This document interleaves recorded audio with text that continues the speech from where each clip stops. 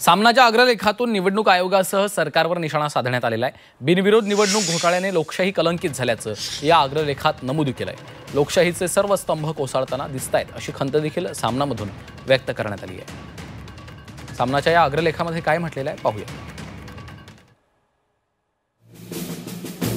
भाजपचे हस्तक म्हणून काम करणारे ज्ञानेश कुमार फक्त दिल्लीतच नाहीत, जिल्हा आणि तालुका पातळीवर देखील भाजप पुरस्कृत ज्ञानेश कुमारांच्या नेमणुका करून घेतल्यानेच कुणाचे अर्ज फेटाळायचे, कुणाचे बाद करायचे आणि कुणाला कसं बिनविरोध निवडून आणायचं यावर निवडणुकीच्या आधीच निर्णय घेतले जातात।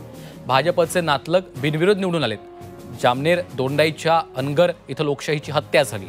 तिथल्या विरोधी उमेदवारांना भाजपनं जबरदस्तीनं अर्ज मागे घ्यायला लावले, त्यासाठी धमक्या देण्यात आल्या।